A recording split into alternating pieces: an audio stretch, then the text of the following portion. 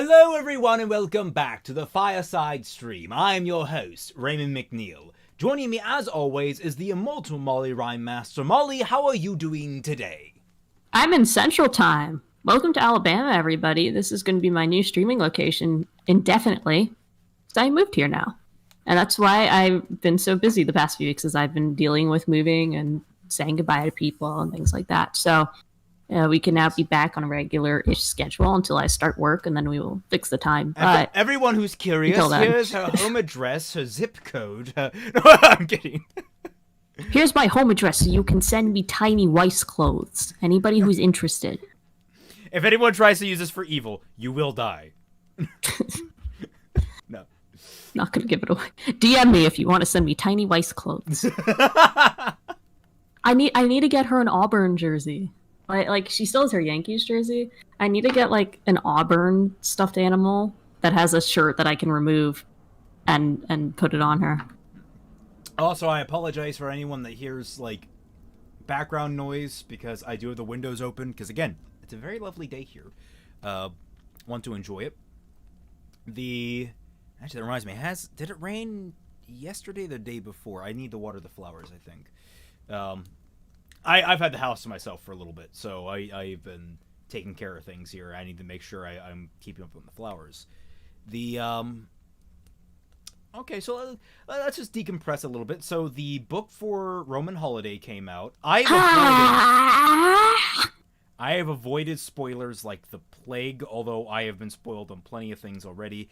I hear people say it's not very good. Wow, there's Ruby content that's bad. That's so different. Yeah, although I did see that E.C. Myers apparently replied a little bit to Cal Exon's review of it, which was her analysis, her point of they didn't mess it up, but I know that was cherry picked from her video, so I don't know what point that she was referring to, or if it was the entire book overall. They did mess it up. After this stream, I want to start reading that. Yeah. After this stream, totally, we're gonna dive into it. I wish it came out a week earlier, or I wish that I had another week alone, so we could literally just do a stream a day, just zipping right through it. I have all next week. We'll see. I'll see what my schedule is like. So like that's out. I kind of want to get through that book. Gonna be a lot easier because there's only 2 characters to read apparently, so that's good. The whole thing? Well, no. I mean, 2 characters like to for perspective, POV. Oh, okay. Yeah, like you only swap between Neo and Roman, so it's like it's better than nothing. I feel like AC Myers as a writer is like one step above putting Roman's POV before every chapter. And they kind of do. With in the books, well, I think it's actually kind of neat. In the books, every chapter has a silhouette of the character its POV is from. In like the very first page, it has a little silhouette on the page, which actually I think is a really nice little like aesthetic touch. I like it. So, but I just think that's kind of funny. Like, oh, POV.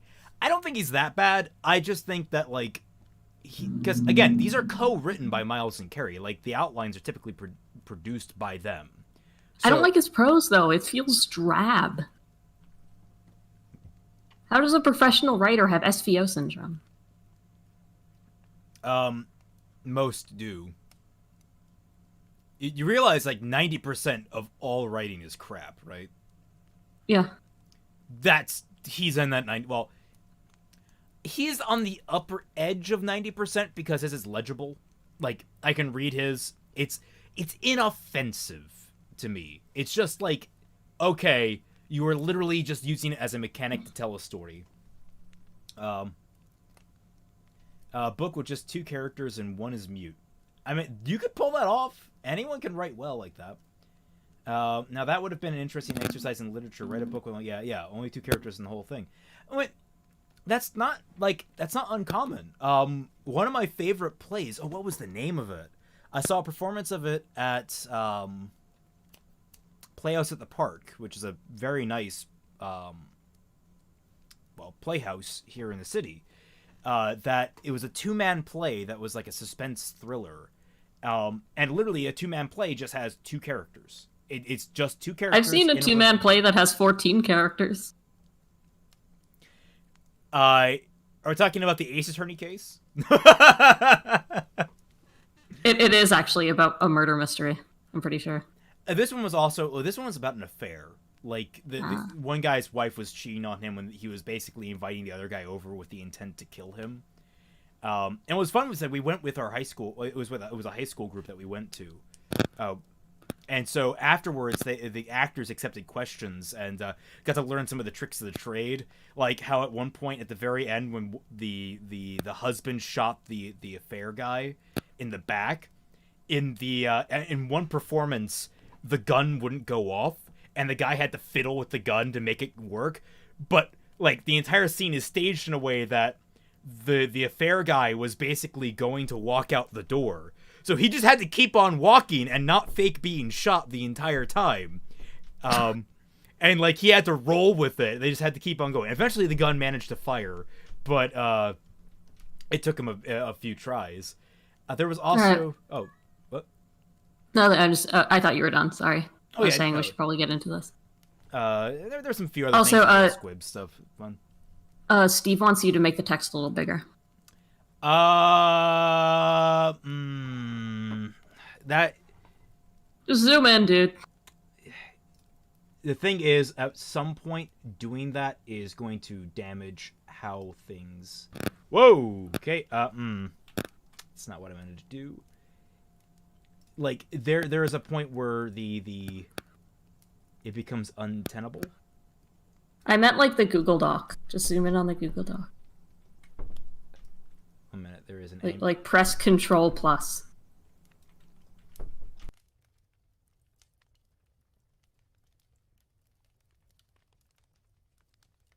Yes.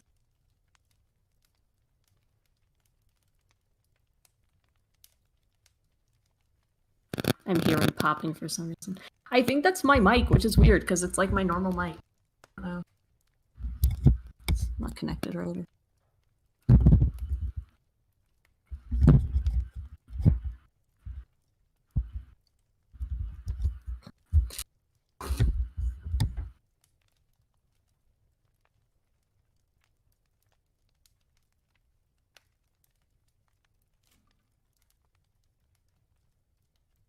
Cat. Meow.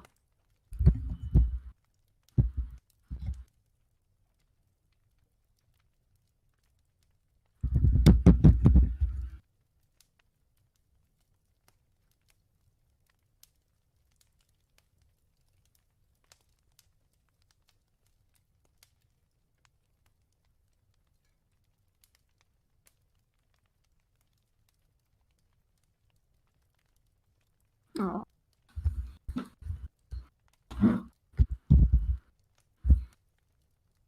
Cabinet revealed. Yeah, you revealed your cabinet.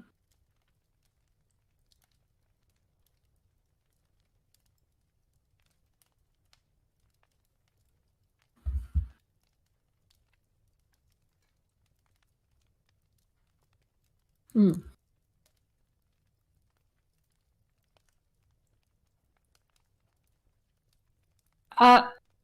Our prompt, yes, our prompt was to write a character or write a story that is done from a different mindset than you're used to. So trying to get into, because I feel like people are, they'll try to stick with the same thing over and over because it's super comfortable for them. And originally it was supposed to be like a mental illness prompt, but in the sense that write about something besides just the typical like, oh, this person's a little different. Write about someone whose mind just works differently than yours. Which is kind of vague and stuff like that, and I get it, it's cryptic. But I think it is important because so many people are in the write what you know nonsense. Also, Raymond, your audio is muted. Your audio is muted. Has it been muted this entire time? For like the past 2 minutes. Wait, what? Past 30 seconds. We could chat. How did that happen? I didn't touch anything. Also, why is this getting harder to format this thing? What if I... Alright, I can find a little bit of a happy middle ground here if I just format a little bit by doing this.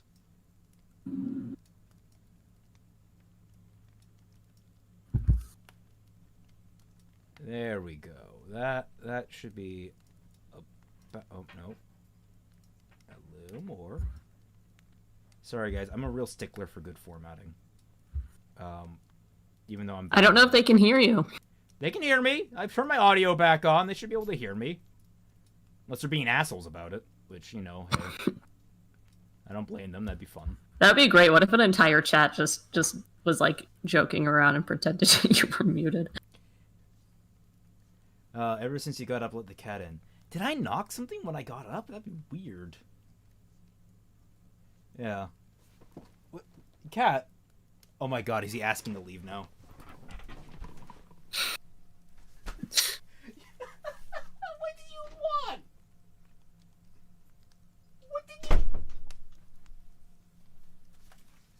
Alright, am I muted this time? Alright, no cat on stream. Anyway, first submission is from our dear friend Anime AK. Oh, they're saying your voice is low. And I'm sure my microphone is still popping because I can't do anything about that. It's popping.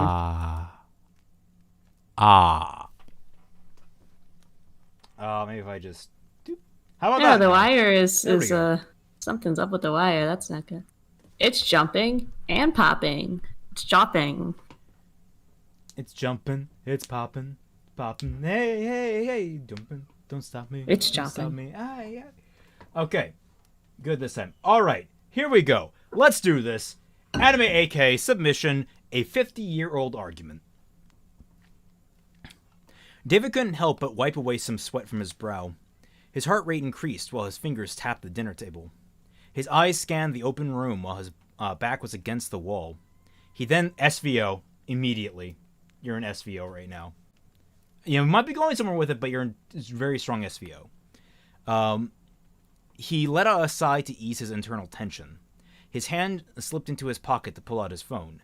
Unlocking it with a number code, he pressed the dating app his mother told him about.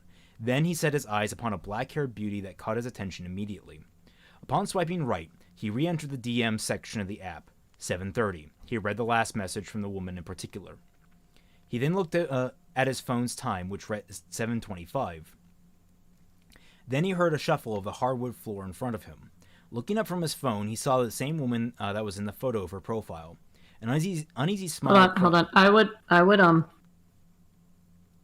7:30 he read the last message, period. Or he read on the last message, period. You don't need to say it's the woman in particular. I feel like we can get that. No, I would just... You have to stop it at 7:30. Or something like that.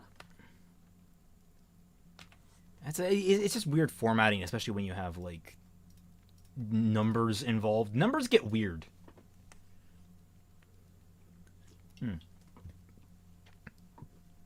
An uneasy smile crossed his lips while standing up.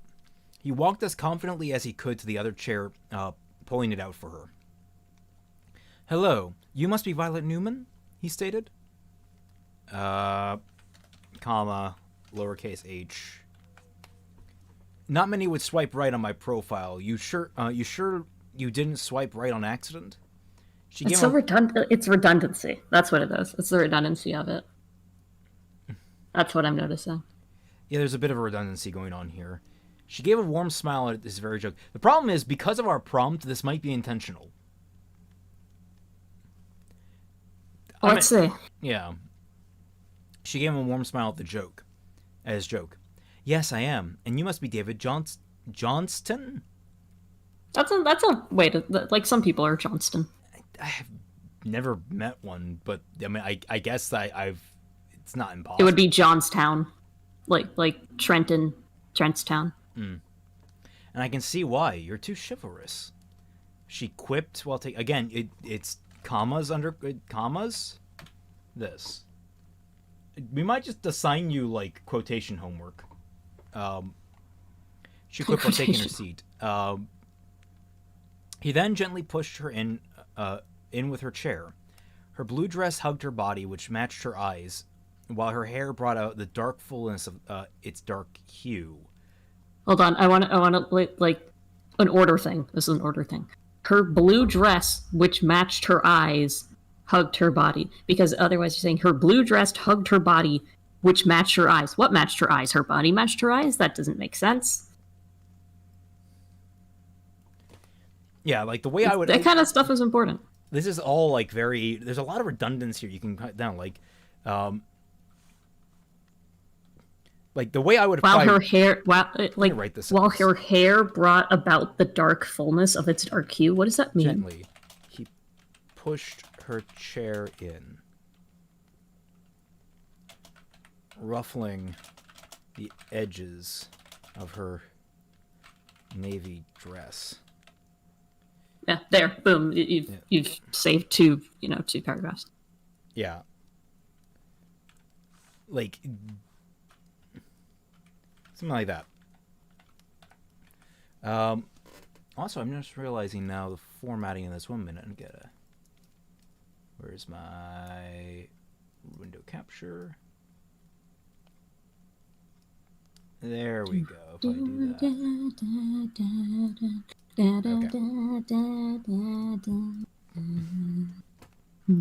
Okay. Gently hanging her purse on her chair. That is a sentence fragment. Yeah, SVO is a problem, obviously, but you also can't do SV, or VO. Yeah. This language does have a structure to it. Also, I forgot I need to mute myself. Do not disturb. She doesn't have body-colored eye. Weak. Too true. Normally I get called a weirdo for simply using a male anime character protecting his little sister as my profile pic. Okay. That is weird. That is weird. That is a weirdo thing to do. If you were doing that in real life, Anime AK, that is weird. She nodded while letting out a chuckle. I mean, at least you're honest. So what are your hobbies? He tried to keep a calm face while internally his heart was sinking in despair. Perhaps I was a little too honest on my profile. Well, typical geek stuff: video games, comics, tabletop games, books set in sci-fi, guns. Her eyes brightened up with untold life. That's not a bad sentence. That's actually a pretty decent, like especially in a romance setting type deal. But that's a little strong for what's going on. Like, her eyes brightened up. That's all you need with that. Like, with untold life is she's just had this epiphany of the highest order type deal. Really? What kind of guns? She asked with intrigue. Yeah, I'm reading through this, and this isn't really the prompt. Yeah, this doesn't... This just goes into gun talk. Did we give him a different prompt than everyone else? Did we? I feel like we did. Because this is just gun talk. That's all it is. Just gun talk? I'm reading through it. It's just about guns. Yeah, this sounds a lot like writing what you know. This feels dangerously close to showing your hand. It literally. But I can't tell. Anime AK writing about his dream girl. Anime AK. Oh yeah, what was the prompt that we gave you? What was the prompt we gave you, Anime AK? Just because we need to reorient. The Colt M1911 is the best gun ever made. No, it's like Citizen Kane. It was good for its time. It's still good now, but it's been surpassed. My favorite gun is the Gewehr 98, the one that killed Sasha.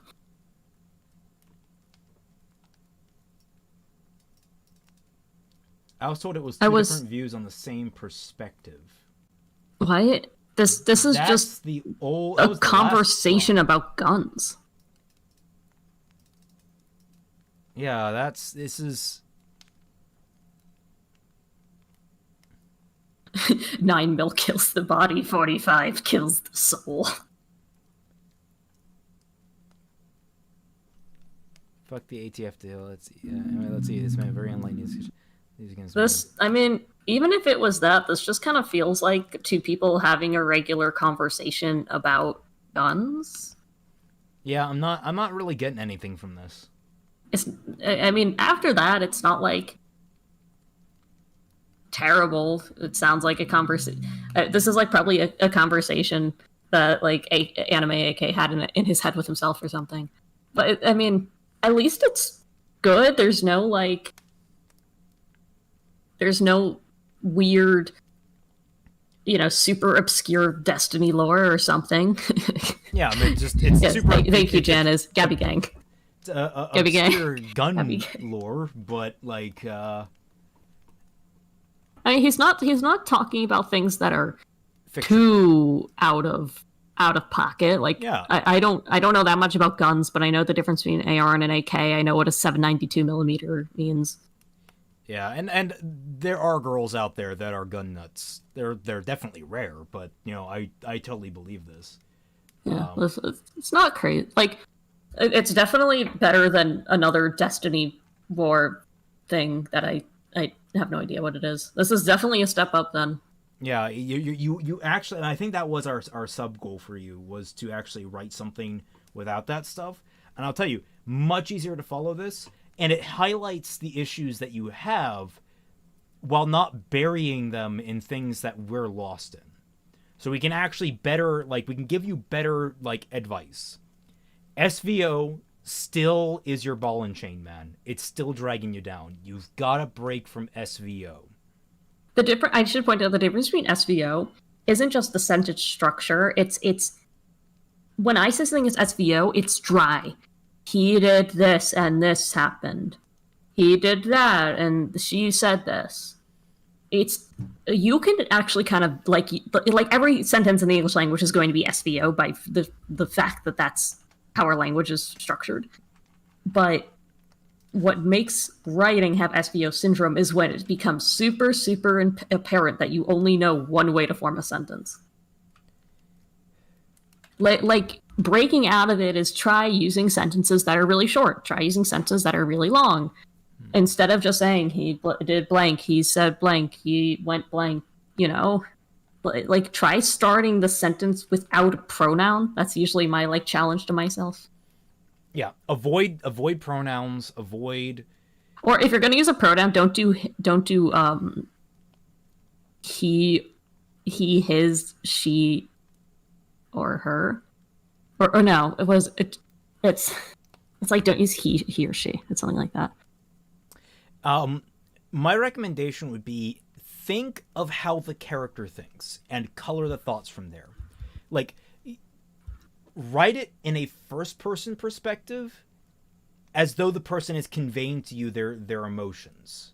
That's how I always write. Like, my favorite thing to write are these very visceral, emotional things. I love getting into a character's head and having them work out their thoughts in prose. I think that's so much more interesting than just saying they did this. Because then you understand why they are doing this, or how they are processing the scene. It characterizes them.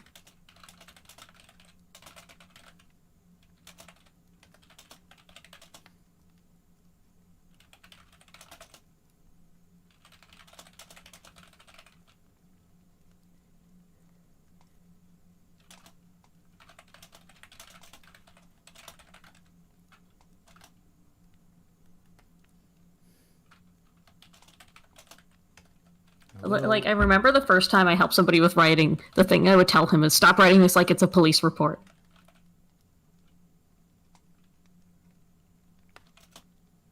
It was Blake Charge, if you're wondering, in 2018. It was normal. So here I've already done 2 sentences, and already it flows much smoother. than your opening as it is. This was nerve-wracking. David's leg bopped up Because and now down. we actually understand a bit about this character and who he is, besides, what he says. About David dropping his spaghetti. No, I'm not going to do that. David's leg bobbed up and down below the table, his palms smearing the sweat on his forehead. This would be easy, right? Knees weak, arms are heavy, vomit on his sweater already. Mom's spaghetti. He's nervous, but on the surface he looks calm and ready to drop bombs, but he keeps on forgetting when he wrote down the whole crowd force. No, you're doing the wrong version. It's just Mom's spaghetti all the way through. You've heard that, right? The Mom's spaghetti remix? Yes, I have. That's great. How does Anime AK feel about the Metal Gear scene where Naked Snake receives his custom pistol? That is a good question. For another time. Stop bringing it stop bringing it with page report. Okay, so I'm not going to rewrite this entire scene, but you kind of just from this, we can extrapolate more of a character from him. Instead of being told that he's nervous, we have him conveying to us that he's nervous without telling us blatantly. I guess Show don't tell, yay! I'm trying to make Tiny Mice sit. I don't know if she can. Yeah, very dry. And the second thing you need to learn how to format is definitely just sentences, man. Like, just in the sense of, like, not sentences, quotes. Like, it's comma, he stated. And while that itself is another problem we could get into, like how dry your tags are, at least understanding how tags are meant to be formatted is important.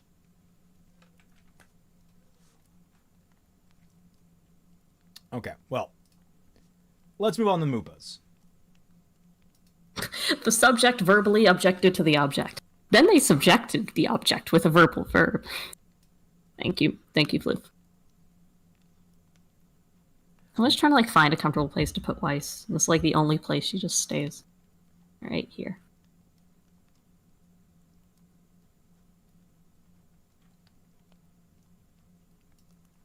I need to get a cat. Yes, you do. Cats are great. I need to stop being allergic to them. Yes, you do. Okay, there we go. Ooh, more of her OCs. For my prompt, I decided to try stream of consciousness narration. Oh, before we conclude the subject, another tip for avoiding SVO is to write whole paragraphs, not individual sentences. That way, repetition like that becomes obvious. Yes, this is also true. Once you actually if you're reading the entire sentence and you find yourself if you read an entire paragraph and you find yourself going da da da da da da da da da da da da da da da, then in your mind you feel that rhythm.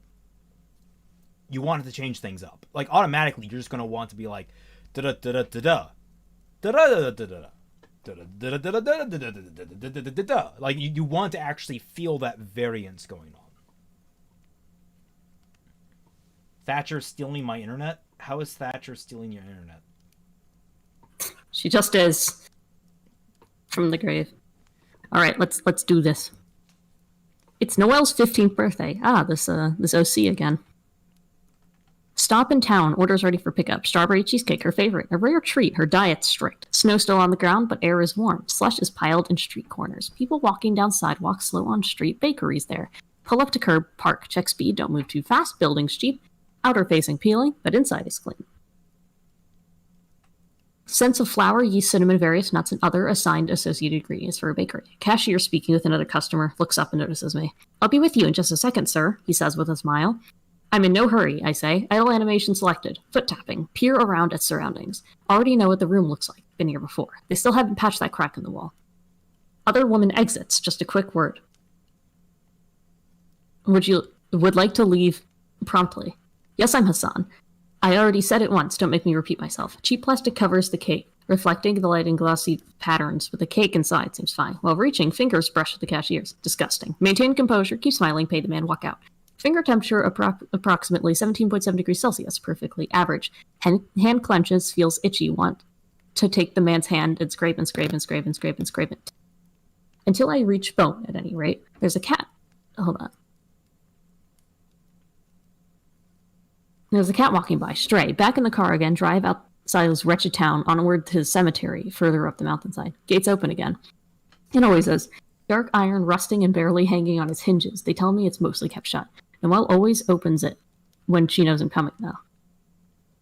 Wildflowers pushing up through patches of snow. Parked car in front. Rest of graveyard too treacherous to drive through. Quiet. Some crows fly overhead. Carrying the cake in hand, Noelle's house is a short walk away. Early beetles out of hibernation crawling out of the dirt among grass. Knock on her door. She practically throws herself on me in a hug. Steady. Allow some give for the hug. Brace foot back to prevent fall. Cake is undisturbed. I'm so happy to see you, she says. Likewise, I reply. Her touch isn't so off-putting. Half of her limbs are robotic. The result of a grisly, miraculous accident.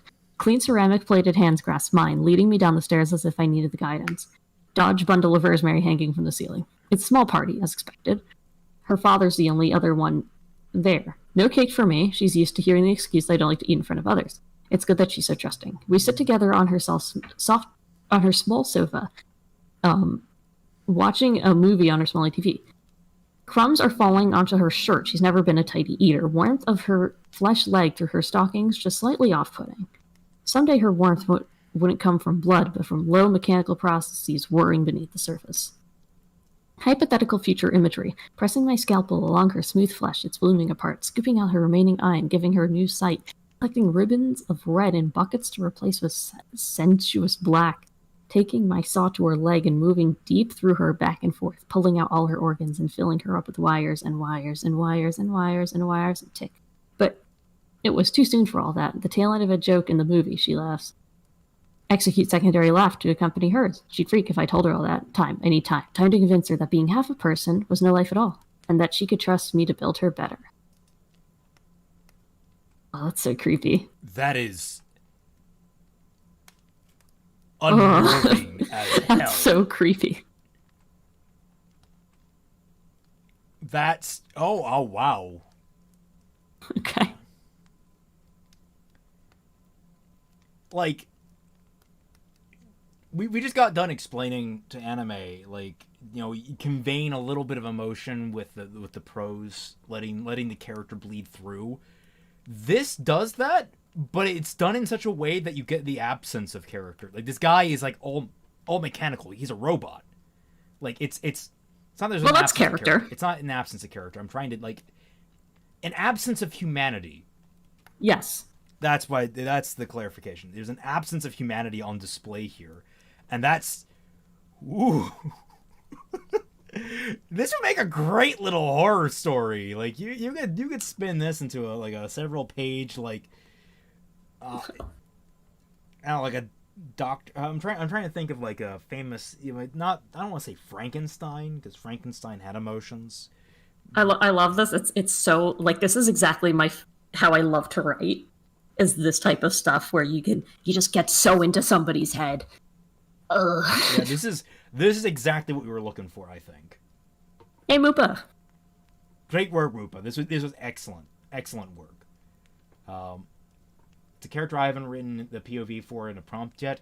Well, this is the one that's wowed me the most out of all of them. Then again, I am a dark and morose person when it comes down to my taste. So seeing something like this, it's unnerving in such a good way. I liked it. It's unnerving in the best way. It's unnerving like a good horror story. Okay. This one's already well formatted. Excellent. Our next up is William Windsor, our good friend Frontier. William Wismer the Pokemon. William Loudred. William Loudred. That is your name now. William Loudred. Now imagining a cyborg built by British Leyland.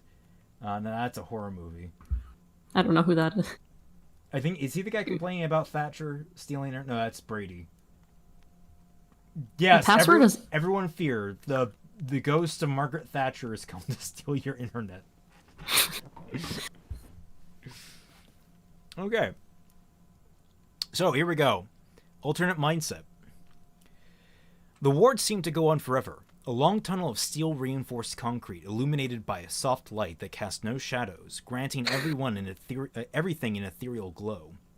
The air was cold, its chill reaching into the elevator to claw at my exposed skin, making me shiver at the contact.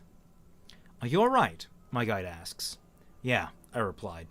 "Just a bit cold." He nods, casting me an understanding smile. Part of the process, the cold helps maintain stasis in the pods. I nod in return, not really paying attention as I look back into the tunnels. The pods, as my guide called them, not commas there actually, the pods, comma, as my guide called them, comma, line both walls like neat ranks of soldiers, stretching away into the distance. They remind me of tanning beds in a way, cylindrical structures of glass and plastic, tilted at a shallow angle and partially encased in the walls to save on space. They seem almost inert at first glance, only the quiet hum of electricity and wafting tendrils of fog betraying their operation. The whole thing felt uncomfortably like a tomb, a fact that my guide seemed to expect. "I assure you they are all quite alive. The technology is largely self-sustaining once a pod is sealed. Only the computers require power, and those are kept elsewhere in the facility." I nod to myself this time, genuinely reassured. Together, we step out of the elevator, my guide leading the way down the tunnel. Getting a closer look at them, I notice that each pod has words stenciled on them, names and ID numbers, along with a date that must have been marked when the person was sealed inside. They all cover a healthy range, some mere weeks in the past, others entire months. One went back an entire year. "How long have they been here?" I asked. "It depends," my guide replied. "This ward was only built last year, so the residents are quite new. I believe our oldest have been here just over 10 years. 10 years. The number hits me like a hammer of implication. A full decade sealed inside a glass coffin barely large enough to hold a full-grown human. The thought of being stuck in there, trapped, immobilized, alone. I shuddered again all over again. I shuddered all over. Wait, hold No, on. I get that. I shuddered again all over again. Like he shuddered. This is the third time he's shuddering. Oh, okay. Yeah, it's a weird sentence. Like it definitely. That's when you have to pause and think about for a moment.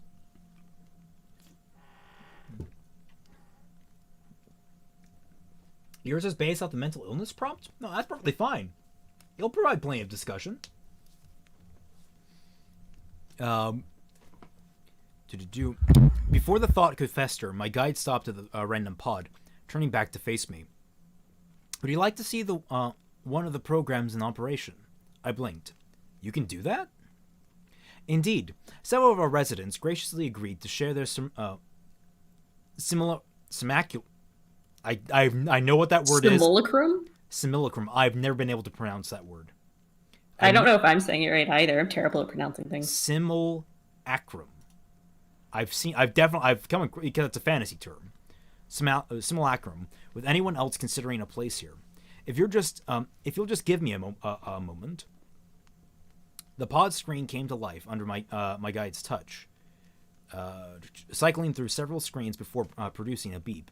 From the base of the pod, hidden projectors blinked to life, knitting a hologram together in the air between the two of us. It showed a scene of a man sitting on the end of a dock, dense forest surrounding him on all sides. He held a fishing rod, lazily casting it out into the water and sipping from a cannon clutched in his other hand.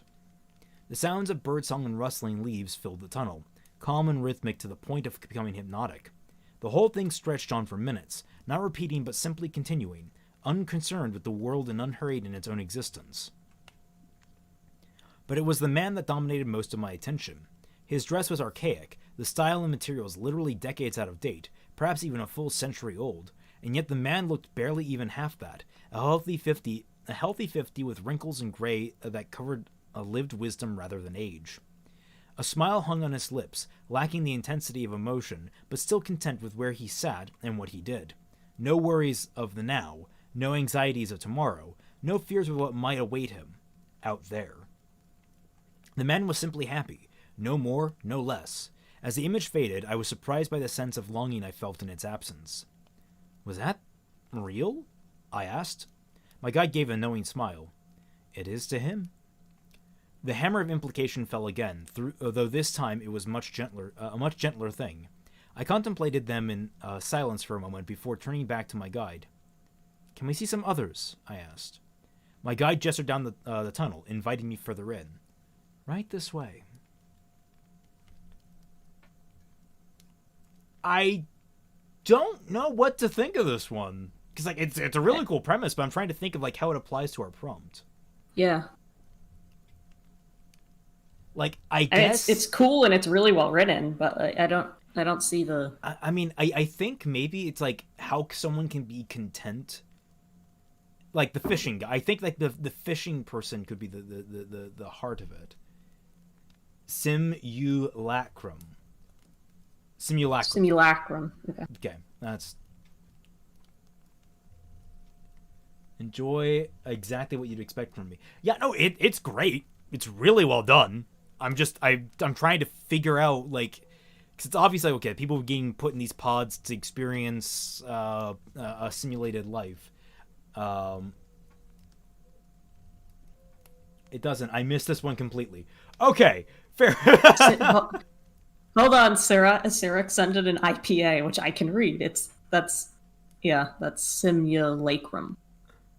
Simulacrum? Okay. That's what the IPA says. I never learned how to read those.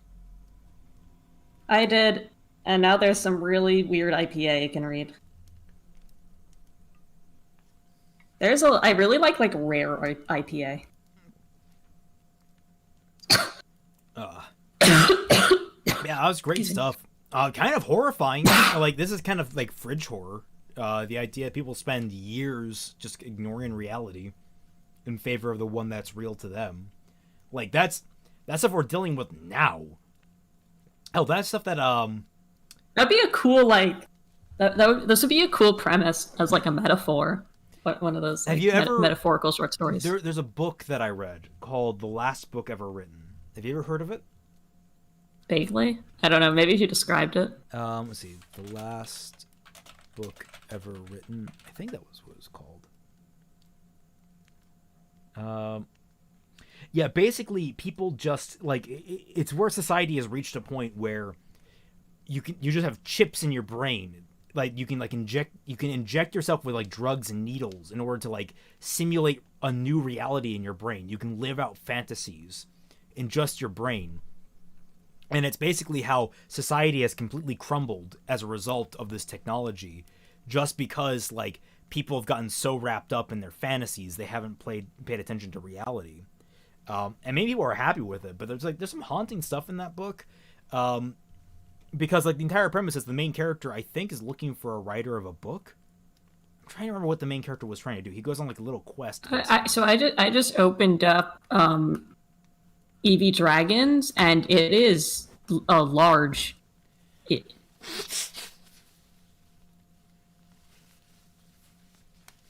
It's large?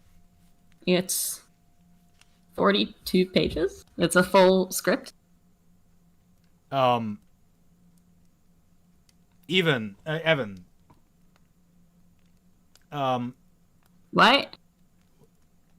Did you think that we just reviewed whatever was sent in to us? I think I've tried to explain multiple times. We only read what's applied to the prompt or within our range. Also, we don't typically read things in script format. If you do send us something in script format, it will be read in funny voices. I'm sorry. Yeah. It's slowing down my computer. You're stopping my 700 megabyte per second internet. What's the tools? Spelling and grammar. Oh, word count. Yeah, like the first page goes over the word count. Or the first 2 pages. Like getting up to like where like chapter 1 begins goes well over the word count. Typically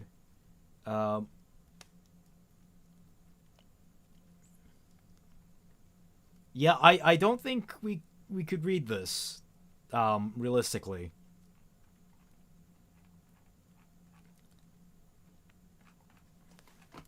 So you know, Evie, if if you intended this to actually fit the format, well, hey, you wrote this in. If you wrote this in 3 weeks to our prompt, holy crap, man, good work. I don't think this is. But I don't. I think this is like some pet project. I think it's a pet project of yours, and we don't really review those. We don't go about doing. We could at some point maybe like take someone's pet project and like just do like a deep dive onto like if there's issues or whatever with it, and go over that. But I don't think we're gonna spend time on this because I think that's overkill. That's massive overkill right here. Instead, let's hop over to. Is this Poncho? Yeah. Yeah, Poncho. Then Paste Pen. You got Poncho.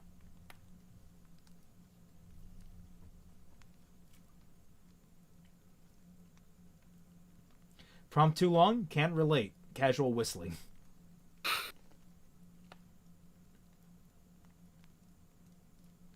Maybe I just need a new laptop. Actually, I'm getting a new laptop. Like my current one is like going insane right now. It always does during streams. It's old. It can't really handle this stuff. It's like But I don't want to get it. Like I don't want to re-download all my programs. I don't want to re-download FL Studio. Do everything but FL Studio, and just keep this for FL Studio. Also, I find it mildly entertaining that when I put up the little images of Kelpie and Warm-ass Petra, they perfectly cover up our mics. It's actually kind of great.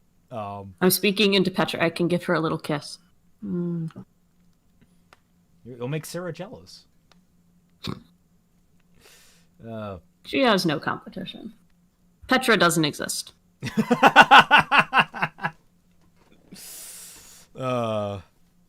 Okay, well, I believe this is your turn to read. You have Poncho. It was a February day. Carlo was standing on the road in front of his home, beside his brand new bright blue bicycle. The wind whizzed through his ears, ruffling his hair as it went. The trees lining the street waving to him as he arrived. Nonio appeared beside him. Nano appeared beside him, looking out at the road ahead. Nano and he looked a lot alike. Same ashy blonde hair with eyes like mint chocolate chip ice cream. Nano just looked a lot fuller. Carlo would have compared his appearance to his father's, but unfortunately never met the man. Mama often said they looked like God couldn't decide whether to make their family humans or angels. Nano often said they looked like God dragged their eyes and hair and shit. Carlo liked him. Well now, Topolino. What are you waiting for? He said in his raspy day-drinking voice. You, Nano. Carlo replied dryly, as he attempted to get his small legs over the bicycle. Oi, saputelo. Saputelo. Isn't the double L pronounced as a Y? I know nothing. Is it supposed to be Spanish or? It's Italian. Italian? I don't know Italian. I don't speak Italian. Don't let your mama hear you talking like that, eh? You always at perfect punting height. You was going to get some wax from me someday also. Nano, punctuating his speech by lightly bopping the back of the young boy's head. See, Nano. Carlo managed to seat himself on the bike without issue. Nano held the back of it to make sure he didn't topple over. Everything okay, Topolino? Carlo remained silent and merely began pedaling in response. He heard Nano swear under his breath and Pan didn't keep up. Oyasino was the last thing Carlo heard Nano pant out. He felt the bike... I don't speak it. He felt the bike jerk as its momentum snatched it out of Nano's hands. The bike wobbled dangerously out of control, and sure enough, Carlo lost his balance and met the pavement at a less than desirable speed.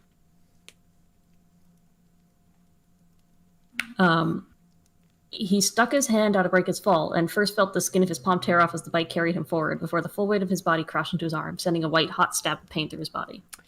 His body grinded to a halt on the pavement, and he simply lay there, letting the dull light course through his body. Using the word body a lot.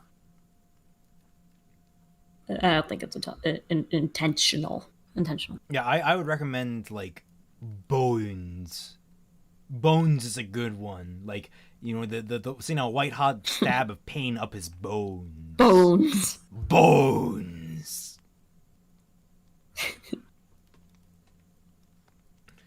Oh, there it is. It drilled into his bones. Bones. This pain was new to Carlos. It seeped in through his skin, permeating his muscles and began to flow through his blood. It drilled into his bones and oozed back out through his sweat. His vision began to become blurred.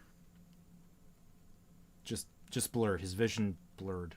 I think that would save you some time. His vision began, as if he was looking at the world through the bottom of a vast ocean and discovered he was crying. It was like his body was slowly dissolving into light. Pain. It was something he struggled to understand. When Nano gets quiet and drinks his grappa, is that pain? When Mama yells at Nano for bad-mouthing his father for leaving, is that also pain? When Mama sits alone at night, living with lights off, hugging her knees and crying, is that pain? Did Mama and Nano feel like this all the time? Is that what is he supposed to feel like that? Was he bad for not hurting like this? He decided he didn't like pain.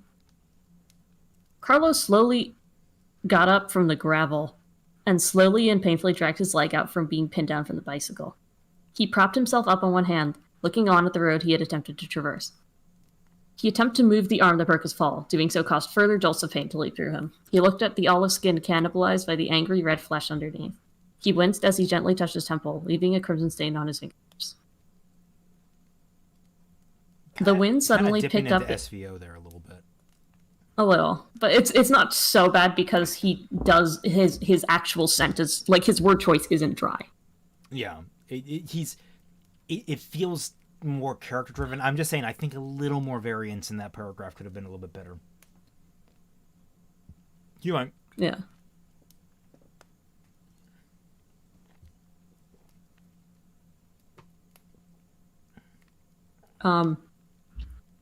Sorry, my throat's kind of bugging me a little bit. Can you pick up from here? Sure. The wind suddenly picked up and blew in his face, pushing his hair back. He simply sat there, and the cool hair soothing his wounds. But the wind persisted, and those... It should be air. Yeah, the cool air. Oh, never mind. That's the suggestion mode. But the wind persisted, as though trying to warn him of something. Then Carlo finally realized he couldn't hear Nano. Carlos looked back and saw Nano lying on the pavement as he was, clutching his chest and silently gasping for air. It was a March afternoon. Carlo was standing in the local graveyard near the church with Mama. The rain seemed to dodge his umbrella and plop straight into his shoes, soaking him to his socks. The grass below crumpled under the barrage. Several people Carlo had never met before were surrounding him, looking on at the wooden casket before them. Nano and he still looked a lot alike, even more so now that Nano had a similar sallow and sunken complexion. Carlo simply... Nano means grandfather. Okay. Oh, okay. Carlo simply stared at him, confused at how peaceful he looked. Usually when Nano was asleep, he would frown or grumble, but right now it seemed even the thought of Mama throwing his grappa stash down the drain wouldn't cause him to stir. As they lowered the casket into the ground, his mother seemed to crush his hand in her grip. He looked up at her and saw streaks down her face that didn't seem to be from the rain. As we all know, it's a terrible day for rain. Strange Man began filling the hole with dirt. Carlo finally realized that Nano wouldn't be able to dig himself out. He looked down at the fading scars on his hand. He felt the pain seep into his body, and he simply let it. He let the ocean flood his eyes. He let the poison fill his veins. He let his bones fill with lead. He decided he didn't like pain. It's a little shaky here or there, but I thought overall especially that ending is very effective there. I like that entire last little paragraph. That hits some things home. Definitely. Like this kid, just the idea of this kid learning the lessons of pain, a lot of lessons about pain very successively. This is something that you could definitely stretch out into a longer short story, and it could be really what I'm reminded of actually is the scene in The Godfather where Don Corleone is playing with his grandkid in the the vegetable patch. They're like playing tag, and it's just very cute scene of Marlon Brando playing with this little kid and being like a good grandfather, and then he just has a heart attack in the middle of playing. Like he's like heaving and panting, and he just passes out and dies in the middle of the tomato patch. And it's just like, maybe it's based on that. yeah, I wouldn't be surprised if it was a little based on that. I thought it was really good. I couldn't edit Yeah, this no, much it's because of it's time. definitely like a good example of trying to get into a mindset you'd understand, which is that of a child learning about the realities of life. Well, specifically, it's a different child than yourself because everyone Yeah, experiences like those moments differently, and especially like getting into your own childlike mindset is already difficult enough, but getting into a different character's childlike mindset, completely different deal because just you learn lessons in different orders and they refer to each other. Um, I couldn't edit this too soon. Oh yeah, that scene haunted me. It's such a good scene, man. I love The Godfather. Um, and part two is fantastic. God, I love both those films. Uh, okay, well, that was great. Great work, Poncho. And now we're finally on to Paste Pen. Which is... I guess I'll zoom in. Oh, this is very short.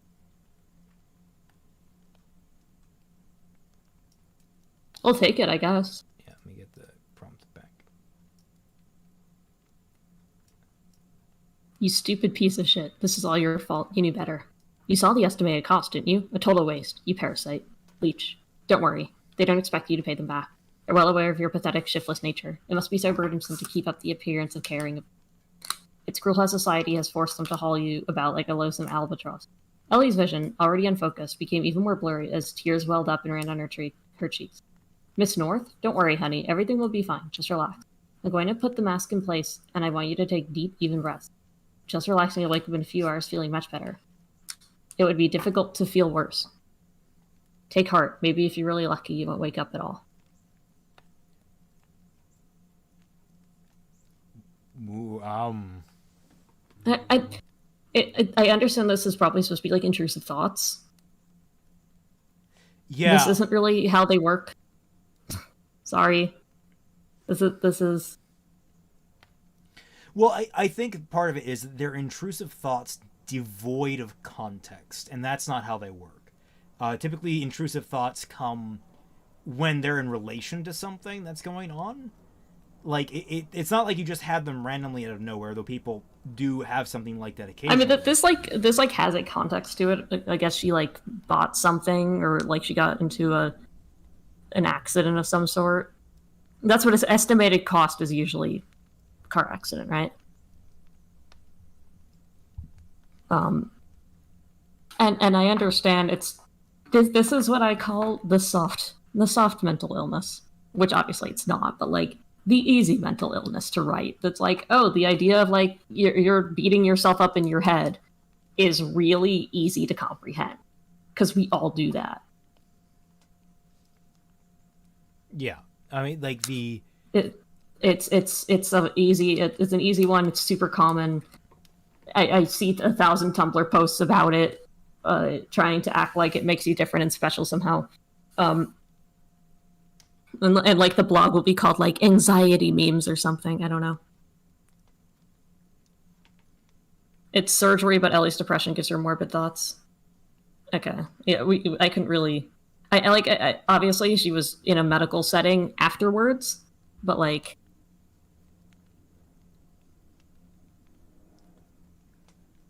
I mean, depression yeah, the intrusive thoughts would work better if they had a little more context around them.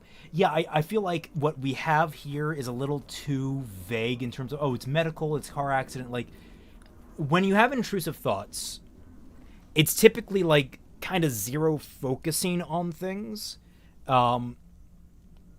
It also is usually irrational. I don't know. I think Like, they a lot more can be irrational. rationally based. It cranked up to depends. 11. It depends, though. Like, it sometimes it's rational, but sometimes it's like an extreme, leap of logic or something. And it also depends on the person. It can be rational stuff, or it can be completely irrational stuff because it's a different type of like these types of thoughts aren't like a universal thing. It's different for everyone. Yeah, so But this is why I'm not actually like I'm not. I'm asking more or less for like more context to give it a little more bite to it. I mean, yeah, I don't doubt this is what someone would think in certain circumstances. It's just it feels like we're kind of missing a little bit more of the picture to kind of make it actually. I was also hoping that we would avoid anybody using depression because that's the easy one. So when everyone goes with. With intrusive thoughts, seem that they tend to be irrational, yes, but also tend to be self-destructive in some way. Um, I can give an example. And there is some basis to this when it comes down to like rationally, but the it was still an irrational behavior. When I was a young kid, and I had just gotten done with a very rough week of school, where like we had just like it was I think midterms or something along those lines, and I was exhausted, and my parents had promised me that I could spend the entire weekend playing video games. Get to Friday. Turns out, hey, we're going on a surprise trip up to Michigan to visit our friends. And it's like, but you promised that I would be able to spend the whole weekend playing video games and just vegging out. And they're like, yeah, well, we decided to take this trip instead. It's like, I got so pissed. I got so angry that I actually went outside with this toy wooden sword that I got from the Ren Fair, and I literally just bashed it against a tree until it broke. Like, it's maybe not one-to-one, but like that was the kind of irrational thing that like got triggered in my brain. And that's the sort of like, that's kind of what you want to kind of go for, is that like there is a rational basis and you have an irrational ends, if that makes sense. I don't know if I'm maybe. I mean, it's also no, because it's also the idea of like, I'm trying. There's an irrationality to it. Doing that isn't totally irrational. That's just like a response to you being angry, which happens to a lot of people. The thing I don't like about stuff like this is that it feels like Babby's first mental illness type of writing, if that makes sense. Like, not that this is bad. It's just I feel like I've seen it 1,000 times in Tumblr posts, in Twitter posts, in shows where it's like, well, no, that thing you just said, it's Babby's first. Like is perfectly fine. Like don't get it wrong, Ben. You're this is your first foray into it. It's not unexpected. It's going to come out this way. Like you're perfectly fine. It's a good first step, but it's not a final step. And we can't really judge people's submissions on the basis that we're expecting high art. yeah, but it's like, when Pepper wrote her fan fiction and she had to write about an abusive relationship, she did like a huge amount of research and a huge amount of reading to really understand what the mindset was and how it was different than her own mindset, and how, even though it was irrational to her, why it would make sense for somebody else, and how to get into their head. Obviously, you don't need to get into the nitty gritty. I don't expect you to go onto like forums and read about people's experiences or something for everything you do. But try to understand something that's outside your comfort zone was really the kind of idea of it. I mean, Babby's first BoJack. Oh, I can't stand BoJack anymore. BoJack. But BoJack. I also like saying that BoJack is just adult Adventure Time. I looked at I took one look at BoJack and I'm just like, that's not for me. And then I hear people praise it to high heaven, left and right. There's some good scenes in it. It's just like really sad. I've heard a deconstruction of it that basically breaks down. It's really bad. I think you guys just inside those things. I mean, they might be over. It might be a case of like we just see it a lot. It might be just like this could just be a common mindset. Like it might be an actual very like regular depiction because it's a more common one. But like it's just we were kind of looking for something a little newer. I think something a little more unique. But this is a good foray. This is a good first foray. Not trying to. It's very hard between being critical and being complimentary. I'm trying to balance that right now. Yeah, because like we want Pacepen to keep submitting. We like his stuff. Yeah, you have good stuff. It's just like this is not an easy subject. I'm actually happy that you attempted to do the mental illness one out of all of them. Yeah, because leaving your comfort zone is important in writing. Everybody like sadness porn or something like that. Yeah, BoJack is just like Raymond can't write anything that doesn't have romance in it. I mean, that's not necessarily. Stop doing that. Fuck you. Also, I can. I just what I like romance. I write what I like. You choose not to. It's I always think of the scene in Detective Pikachu where he's holding the coffee. I'm not addicted. I can stop whatever I want. I just choose not to. Oh man. This is a messy stream. Like this is a very hard like subject to cover. Let's think of a better prompt for next week. A simpler prompt. Well, we're gonna we're gonna do Bad Ruby Book. Please. I know Please, Bad Ruby Book. We are. I mean, it's like the next time we do this, we should come up with a prompt that people can follow.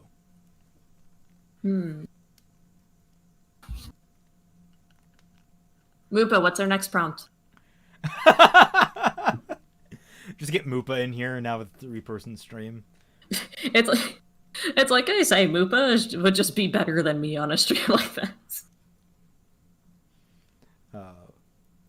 Can't write anything that takes place in Japan with lesbians without changing the setting to war-torn Afghanistan for one short story.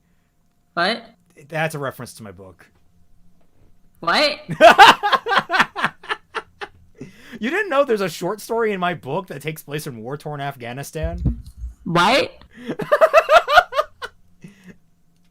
Oh. My book goes places. It goes crazy.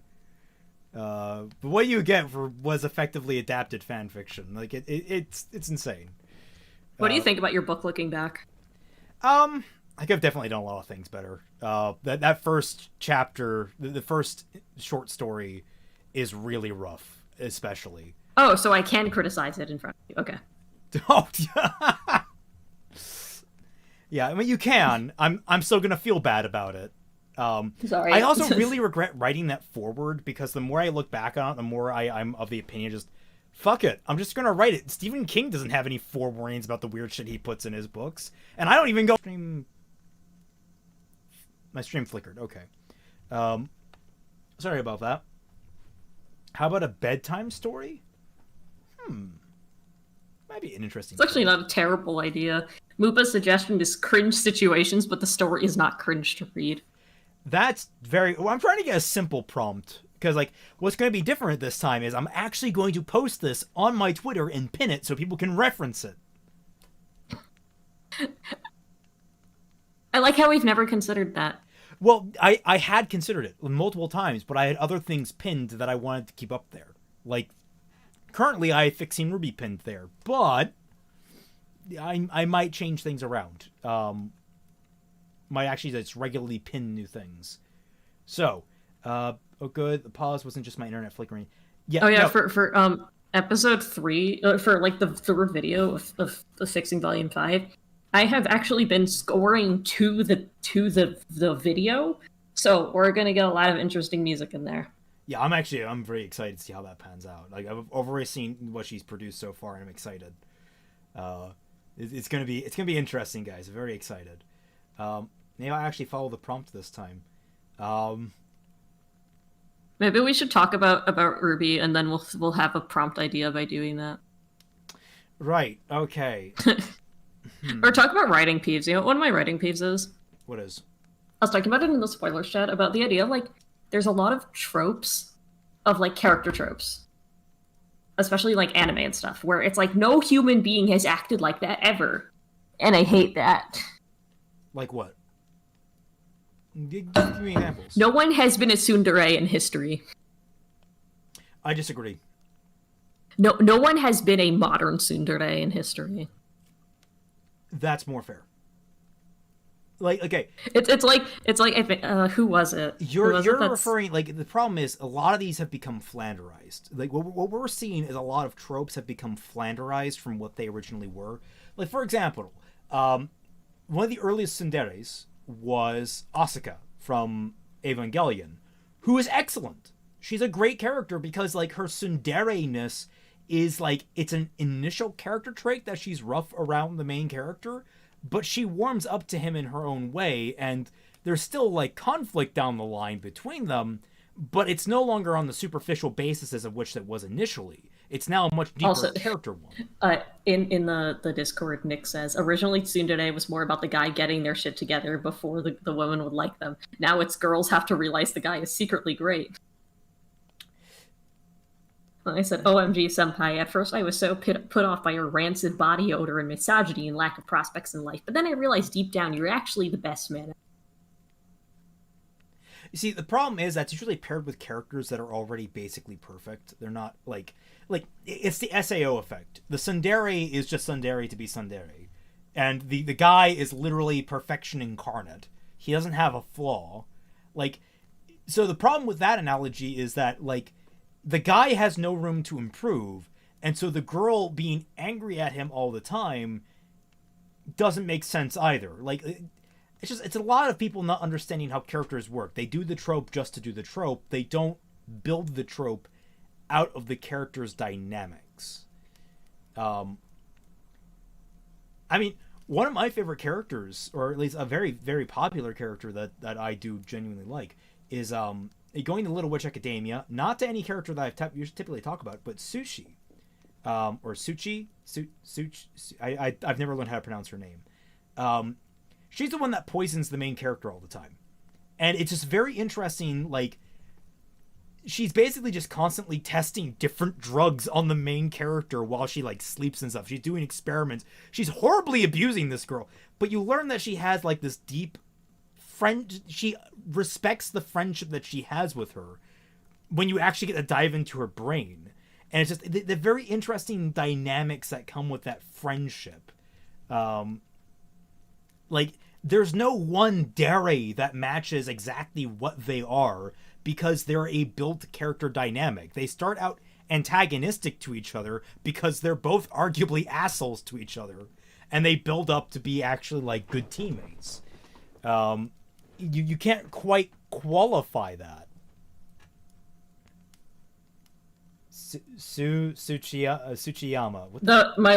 Like Steins Gate is one of the best things I've ever watched, but the worst part of it is every time the author remembered that Makise was supposed to be a tsundere. Actually, the worst part of that show was every time, like, the small girl spoke. I was gonna say, if you're gonna bring up Maori, I will beat you. I protect that child. Ashley Birch can do a lot to bring down a character. Fair, I guess. So, is she bearable in the Japanese dub then? I don't know. And come on, the Chicken Nugget song. When you're on a chicken tender, get yourself some chicken tender. Yes, that's like that is the best scene with her. That is the best scene. That's the best scene in the show. I don't know. My personal favorite is, or like one of my personal favorites, because I just thought it was like the delivery was fucking perfect, was when Ruka comes out in drag, and like Daru and why am I forgetting his name? The main character. Otoro? No. Okabe. They both turn, they look, and they're like, and then Daru, just without missing a beat, is like, balls or not, I'd hit that. Just like this guy who's been a pervert the entire time, and you're just like, yeah, he's not into that gay shit or anything. He's like, something like, you know what? No, dude, that guy's got me.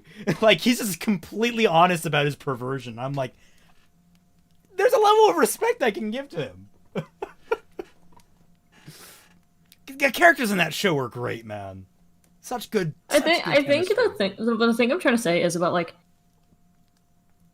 stories can have like, you know, tropes and things like that. It's just you can't make it cross over into the territory where this passes the line of a human being acting like this, and you're not like mentioning that the human being is acting off.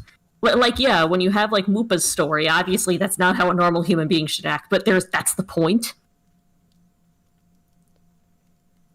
It's like, I don't want to like neg your work on stream, but the first chapter of your book, it's just.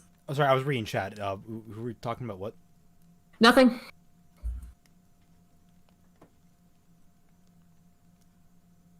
Have you read my book? I didn't say anything. I read the preview. Yeah, no, trust me. The first chapter it's rough. I would probably do it differently. Don't know how I would do it differently quite yet, but I would probably have done it differently. I mean, I'm a live and learn kind of guy. I put that out there. A lot of modern anime is a copy of a copy of a copy, so that all details and substance fade away long ago and only have the outliers. Ooh, that'd be a fun prompt though. It's too specific. What? I want to say like take a flanderized character trope and bring it back down to earth. Tsundere prompt bedtime story for Mollie. What?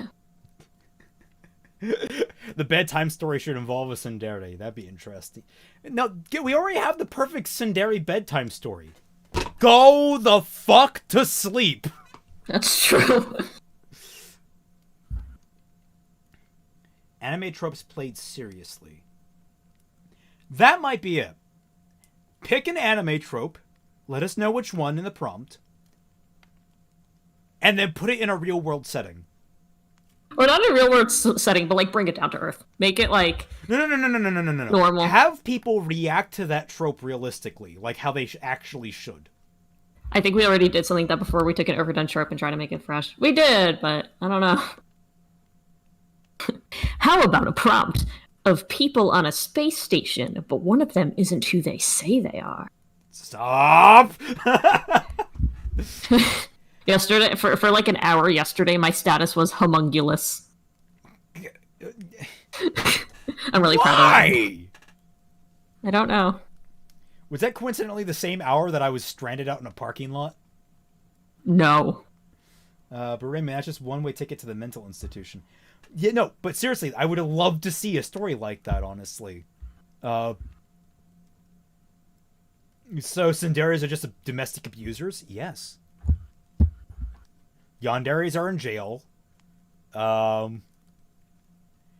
Dairy don't actually get anyone. What the fuck is a dairy? They're just like, they're uncomfortably sweet. That's most anime girls. Senpai, do you really like me back? See, even that doesn't. No woman has ever acted like that in history. Let's see, what are the dairies? Okay, you have tsundere. Let me put this in the main. Oh, frickin' Pinterest. I don't need you. Open a new tab. Okay, so here we go. You have tsundere, which acts mean and sometimes violent on the outside, but sweet on the inside. You have yandere, acts sweet and cute on the outside, but when she loves someone, they are willing to kill just to stay with them. Kudere, acts cool and unemotional, but shows their sweet side over time. Dondere, acts quiet and silent, even unemotional at times, until eventually revealing that they're actually just shy. I guess that's similar to Kudere, but not quite, because it's shyness versus just... I'm pretty sure once somebody called me a tsundere, and it made me, like... Well, they're dead now. Yeah. I blacked out and woke up in a pool of somebody else's blood. Dere acts entirely sweet and energetic towards every person that they meet. Mollie's impression of a dairy just butters from South Park. Wow, senpai, is it really what you think of me? You have Kamidere, which acts similar to tsundere, but with a god complex. I'll be honest, actually... I'm finding this all a little cringe-inducing. I'm not sure why. It means that you're okay. Yeah, no, it's supposed to be. Yanderis are good, but rarely executed well. Yanderis are interesting. I love Yuno Gazai. Like, Mirai Nikki is an insane anime. It's stupid as fuck at times, but I love it. Himedari. I'm gonna look this up, and it's gonna be like an ichi. What is it called? Mirai Nikki. It's a battle royale anime. God literally is like, you all get like different diaries that tell different parts of the future. Also kill all the other diary holders. Have fun. And one of the characters is literally an insane, an obsessive yandere. Oh, this is my favorite genre: children avoiding getting murdered. Yeah, it's freaking hardcore in places. It gets dark. I really enjoy how dark it gets. My favorite children avoiding getting murder stories is people writing Hunger Games AUs for things that should not have Hunger Games AUs. And Eddie Hunger Game AU. There's a Pokemon Sword and Shield one that's on like chapter 13 and nobody's even died yet. What the fuck? Once I was over at Sarah's and we just looked up, we got a Wattpad account to look up like BTS Hunger Games. Oh Christ! I avoid anything involving them. Let's see. Oh, Kuderi, but like or. Well, I was. Listen, Raymond. I was 13 when the Hunger Games got big. I was the demographic at the time. I still love those books. Yeah, I'm the Harry Potter demographic. I've seen Mockingjay like 3 times. Like that's where we diverge. I guess you can tell the generations by that because like you have Harry Potter, then you have, is there an in between? I guess Twilight's in between. Then you have Percy Jackson's in between. Percy Jackson I actually kind of lump in with Harry Potter.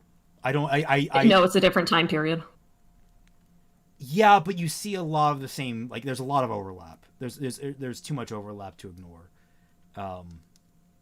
Because it's magical child goes to magical camp and goes on magical adventure.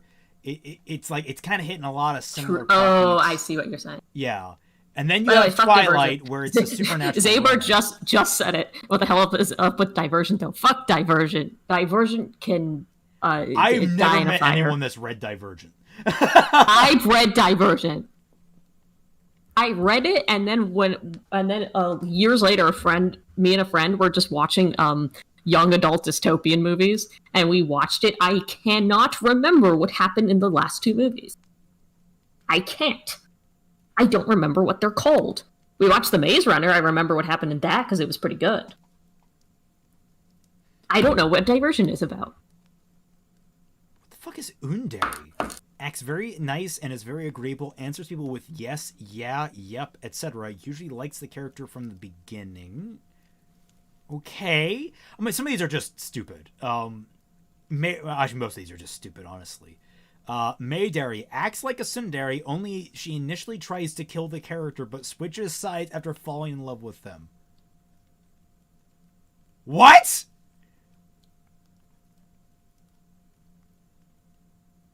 Why is that a thing? That's so specific. That's very specific. That's I mean, that's actually more of an actual character than any of these are.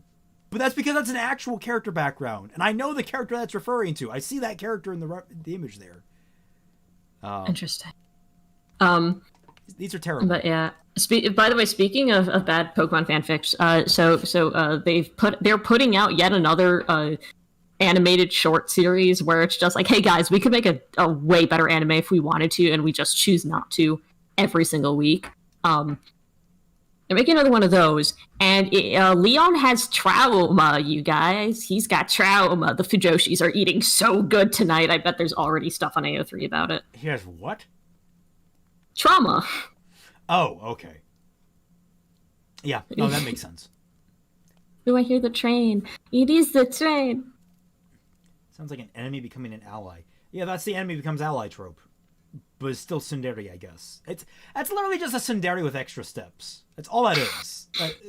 Like, a yandere is very distinguished from a tsundere. A kamidere is a tsundere with a god complex. Again, it's still a tsundere, but there's a god complex now. A himedere is just a tsundere, but with a princess complex.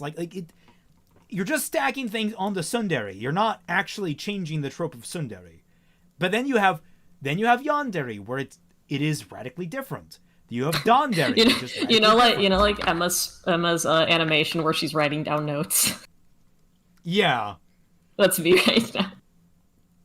It's like it really does piss me off how people just like there are like 3 dairies. Like there's really 3 dairy archetypes, and like then you splinter off from those. I saw the Pokemon anime thing in my notifications. I haven't seen one. Should we do a Pokemon prompt? That'd be fun. We could do that. Do you guys like Pokemon? Who doesn't like Pokemon? Everyone likes Pokemon. We should do Pokemon prompt with trauma. Trauma. We could take Pokemon prompt bedtime story. No, I want to see you guys do edgy Pokemon fanfiction. All right, that's fair. Edgy Pokemon. That's our prompt. Do edgy Pokemon fanfiction. Edgy Pokemon fanfiction, so 750 words or less. Welcome to Dairy Queen. Can I get your order? That's a great one. I'm setting this in stone. I'm going to my Twitter profile. Moopa's like, no. I know Moopa and William both don't know anything about Pokemon, so good luck, congratulations. All right. I just can't get over Dairy Queen. View stream Fireside stream prompt. Pokemon edgy Pokemon fanfiction. That's it. That's the prompt. The edgier, the better. What's going to be really impressive if you can make it edgy but also good. Like because you can do like good prose and an edgy prompt and it can still be bad because it's just ridiculous. If you can keep it all balanced in such a way that it's still good. Prompt idea for future. Sarah, this is your time. Sarah, submit a prompt. Okay. So, just write about the manga. Somebody just like plagiarize a scene from Pokemon Adventures, and I promise you, I will not tell anybody. Spoiler: she told everybody. I'm kidding.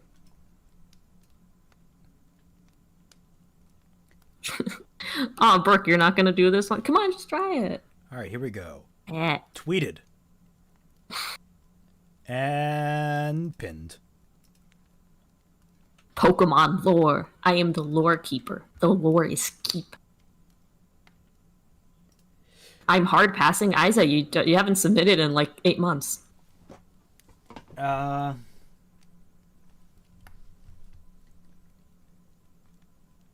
honestly, Pokemon is basically animal fighting 10-year-olds and older, forcing animals to fight. Well, that's the easy one. I like the ones where they get into like war and like weird backstories and world building. That's the fun stuff. Not the like, oh, the Pokemon are killing each other. B but, became like, a fighting type trainer because her parents were actually killed by a hitman shop. And she needed to train endlessly every single day to defeat him in hand-to-hand combat. Because it's illegal to try and kill a Pokemon with a weapon, but with your bare hands, it's perfectly legal as self-defense. Amazing. You could do so much to make it edgy. Like, I mean, literally just play a Nuzlocke. Just play a Nuzlocke in detail. I hate reading. I hate when people talk. Like, I hate reading. Like, I don't do it. But I see, like, Nuzlocke fanfics, and they're so boring, because it's like, yes, I get it, you caught a Bidoof and it died. You're not making this special.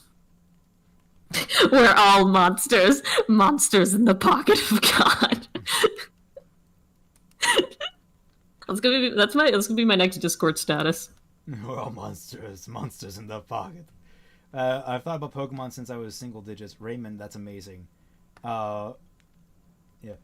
Yes, it is amazing. Go with it. That's the kind of shit we want to see. Go off the wall with it. Like, Lieutenant Surge talks about the Pokemon War. Show us the Pokemon War. Anime AK, this is your time. Do it, Anime AK. Like, you want to talk about like- edgy war stories? Pokemon edgy war story, man. This is right up your alley. Like, guys, the first thing I ever posted on AO3 was a scenario where Mega Evolution is basically like Catholicism. So if you believe in Mega Evolution in Galar, you'll get like jumped by in an alley. And it's really good. I really like that little fanfic. It's super cute between two characters. Well, insane. I just like the Pokemon region that's set in the Middle East. Do that. See what happens. That'd be wild. No! Oh no, my camera's blurry. Come on. Tiny Weiss, do your thing. There she is. And focus. And okay.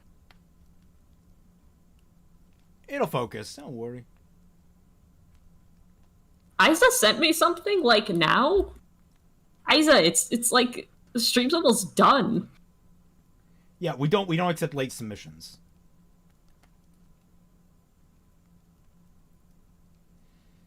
This is good. What? What Isa sent you? Yeah. It's not like spectacular, but compared to what he used to write. Oh. Growth. Growth. It's good to see. Sorry, I just want the camera to focus. But Margaret Aiza, Thatcher closes the Pokemines. Submitted this in August 21st. This is definitely something that he sent, and I forgot to show Raymond because I was so, like, out of it. Sorry. Okay, but what if everyone's favorite Pokemon trainers died? Like, Marnie's guts spilled over the place and... No! I mean, you could do that. But, like, don't... That. I mean, I guess I'm literally inviting you to be as edgy as possible, but, like... Yeah. Like, we're looking for interesting edgy. The Electro Bombers yell, Arceus is great! Jesus Christ. Oh, he did send it in. I'm stupid. I'm sorry. I'm so sorry, Aiza. I mean, I've been there. Really I think it was Poncho that I missed one of his submissions on. He technically sent it in on time. We're just almost done with the stream. I mean, how long is it?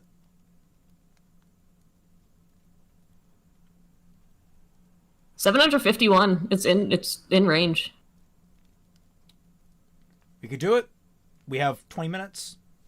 Throw it. We do. Throw it to me. There you go.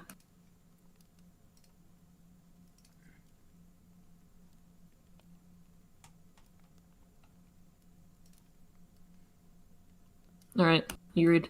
Okay. Yes, I am signed in as myself. Thank you, Google. I don't need to know that all the time. All right, bigify it a little bit more. There we go. Oh, need a little more there, actually. There we go. Daniel wakes up from his slumber at the sound of a blaring alarm. His face was adorned with a tired and exhausted look, a consequence of his choice to stay up late rather than sleep early. Regardless, he proceeded to do his morning routine. While doing so, he tries to decide on his breakfast. The doctor said that I need to watch my cholesterol. However, today is usually a day I can indulge a bit. Well, at least that's an easy flip. Daniel pulls out his phone and opens a particular app, a coin flipper. This app and others like it have been used over the last decade. Heads for cereal, tails for a good old hearty breakfast. Daniel pressed a button on his app, and the coin started to spin. Daniel slowly considered the possibility he's rolled on. He would either have an unfulfilling but healthy breakfast and be healthier for the day, or he would be full but bloated on fat and carbs. Daniel didn't want to consider the possible long-term consequences, or rather he couldn't. The last time he tried to make a decision without his coin flipper, he spent an hour debating and arguing internally, plagued by questions like, would he have enough energy for the day, and how much longer will he live if he ate the healthy option? The coin landed on heads. With a neutral look on his face, Daniel poured a simple bowl of cereal for himself and finishes it before setting off on his day. Daniel was still groggy from a lack of sleep. Seeking something to keep him awake, he walked towards a nearby coffee shop. Along the way, he spots something interesting. A new coffee shop with lots of yuppies sitting on its wood-adorned lounge. As usual with something new, a coin flip will decide. Heads to go to the old place, tails to try the new place. The coin was flipped and landed on tails, just as fate dictated. Daniel went into the new coffee shop As he got in line, he looked around. The shop was comfortably rustic in appearance, with wood and muted metals being the main materials used. Small pieces I would cut out being the main materials used, because wood and metal are materials. We know that. Yeah. And I would actually, kind of cut things down. As usual, with something new, a coin flip will decide. Head to the old place. You can cut this out and just say, the coin was flipped and landed on tails. Just as fate dictated, Daniel went into the new coffee shop. We get all this information in those simple sentences. You can just trim it down. Small pieces of local art adorned one of the walls, while easy listening music played from a modified gramophone. The air was filled over a contrasting mix of bitter and sweet smells from beans being roasted, ground, and brewed. As Daniel looked around the shop further, though, a dreaded sign was spotted, taunting him. Customers on the phone will not be served. How many places have that? I don't know. Let's keep going. Wanting to not displease people, he stepped aside and tried to ponder his options. He saw the place had a wide variety of coffee. Kona Pea Berry, Jamaican Blue Mountain, a few other varieties of different roasts and flavor profiles. He also saw several different options of serving. AeroPress, drip, siphon, pour over. And so Daniel stood there, hand on his chin, contemplating the options. Acidity, flavor, profile, time for preparation, caffeine level, and other factors flowed through his mind. The permutations and combinations of beings and methods poured forth in a torrent of differing futures and consequences. While his mind was running rampant, the world went along its regular pace. Some stared at the statue of a man, while others gave looks of concern. 20 minutes after Daniel stopped to question his options, an employee decided to come out and get his attention. Sir, is everything all right? Daniel was jolted out of his spiraling mind and turned towards the young employee with a sheepish look on his face. I'm sorry, but I really need to use my phone. There's a private area for phone calls next to the sofa, the employee said, pointing to the large ornate wooden booth. If you really need to make a call, then go ahead. Thank you, Daniel said, breathing a sigh of relief. He entered the booth and pulled out the dice app. One roll of 10-sided die chose Java Dark Roast for his bean, while a roll of a 4-sided dice picked the pour over. Having been provided guidance in his strangely harrowing situation, he proceeded to the counter to order. He waited for his order to finish. A new dilemma crossed his mind. Should I come here again, or would it be considered a social faux pas to come back? As with any other decision, he pulls out his phone app and leaves it all to chance.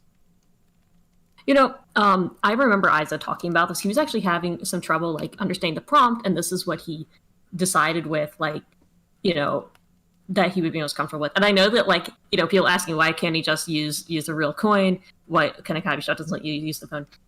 I'll let those slide, because I am really, really proud of you and how far you've come writing. And, you're really starting to understand this. Having emotion, having character, having mindsets in the writing, using narration as a flow of thought. You did get into a unusual mindset of a guy who can't make any decisions for himself. He needs to be, he needs a coin or a dice. He needs a thing to be chosen for him. That's a thing that's really hard to understand. But you actually did a pretty good job capturing the anxiety of this person who clearly has a disorder of some sort. Yeah, I really like something that's this very what was really something I was looking for in this prompt, and I'm really impressed with what you've done compared to what I saw you do a year ago. You should be really proud of yourself. The only criticisms I have, it's still a little dry, a little long-winded, a little SVO, but those are things that will come with time. Yeah, you just those are things you can scrape away the more you work at it. Great work, man. Yeah, as for the argument going on in the comments right now, Anime Guy, the difference is that there's a difference between good edgy and bad edgy. Good edgy is when it feels like a story that's trying to convey something besides the fact that you know dark stuff. Yeah, you're trying when to we tell you not to write edgy, is that it's because all you write is like edgy war stories about like some gruff dude who something bad happens to, and it's like we want you to write something different. But this one time, we're letting you have your cake and eat it too. because it's going to force you to understand Pokemon. Yeah. You're being dipped into a completely foreign environment, and you're going to have to make that your idea work.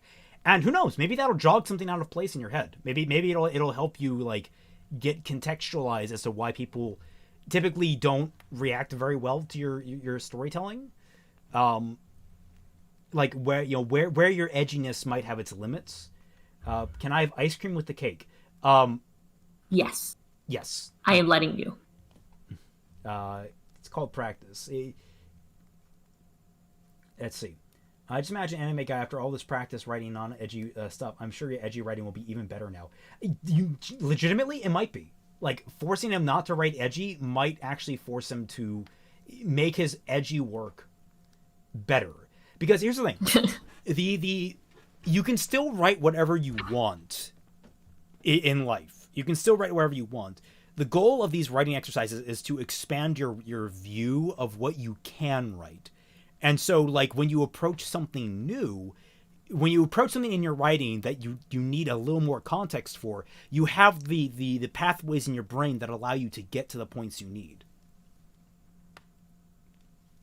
All right, see ya, Aiza. Aiza. All right, we should probably start wrapping up ourselves. Yeah. Thank you all so much for joining us. I know it's a little bit later than usual, but Mollie's moved to a new place, so we can't avoid that. We'll see if we can snag some copies of the Ruby novel. I see the Kindle I am not version. paying for it. I said snag. I said snag. Snag. Snag is a good word.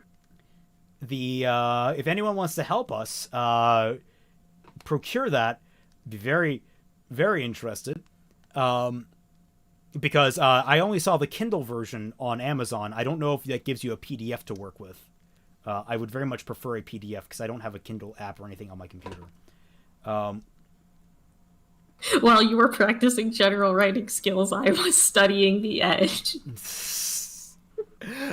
All right. Well, if you like the stream, remember, support me on Patreon. For $1 or more, you get access to the Team Frostbite Discord server, where me, Batman Falling, Mollie here, Dashy Lee, regularly active. Mollie will yell at you. It's great. Everyone loves it.